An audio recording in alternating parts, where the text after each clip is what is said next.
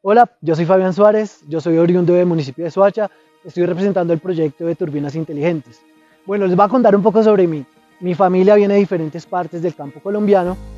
Cuando estaba en Colombia, después estudié ingeniería mecánica, viajé a Alemania, siempre con el deseo de formarme, en este caso en energías renovables y en administración. Les voy a contar un poco más de mi proyecto. Mi solución, turbinas de río para generación de electricidad. ¿Cómo funcionan? Sencillamente se pueden imaginar como el mismo concepto de las turbinas eólicas que hay en la Guajira o estas turbinas de viento que pones en el río y el movimiento del agua genera electricidad. Funciona a partir de 40 centímetros a velocidades bajas. ¿Cuál es la diferencia, por ejemplo, con las hidroeléctricas pequeñas o grandes? Que no tienes que hacer construcciones civiles, entonces no tienes que represar ni canalizar el río, por lo cual vas sencillamente a ser sostenible con respecto al ecosistema y a todas las comunidades que están alrededor.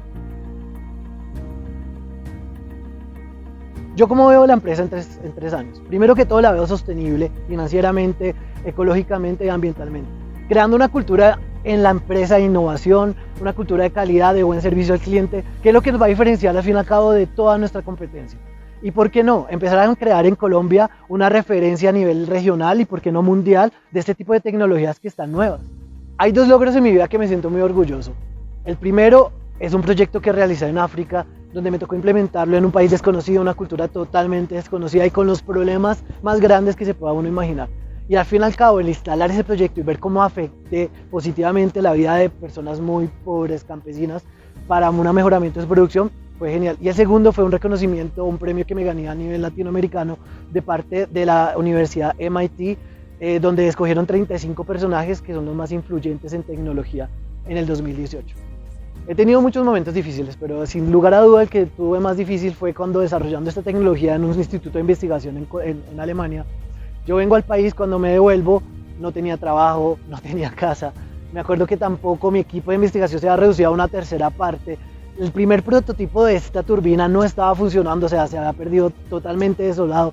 Tenía muchos problemas, tenía problemas de visa ya, no podía dormir, entonces pensé, bueno, ¿cómo los puedo solucionar? Porque no le encontraba la salida, entonces empecé sencillamente a hacer una lista de cuál era la prioridad de los problemas y encontré que el primero que tenía que solucionar eran los ingresos económicos. Una vez solucionados esos ingresos económicos empecé a solucionar cada uno de los problemas hasta después de 8 meses de ese problema encontrarme en una situación totalmente estable.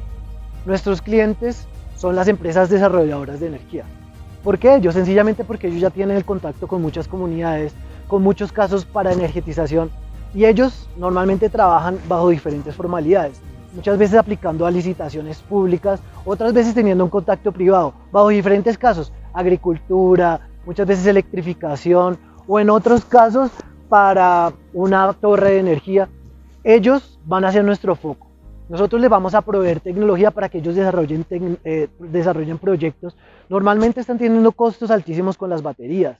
Entonces les vamos a dar nuevas oportunidades para reducir sus costos, tal que sus proyectos se vuelvan más atractivos a los diferentes públicos que ellos tienen. Y como segundo, tenemos diferentes opciones, soluciones para los diferentes casos y escenarios que se presentan en el país. La competencia directa son dos empresas, una alemana y una canadiense. Tienen turbinas de río. La empresa alemana tiene una turbina que funciona a partir de 2 metros de altura en el río y la empresa canadiense funciona más o menos a partir de unos 60 centímetros. El precio de la turbina alemana son unos 12.000 euros, el precio de la turbina canadiense son unos 8.000.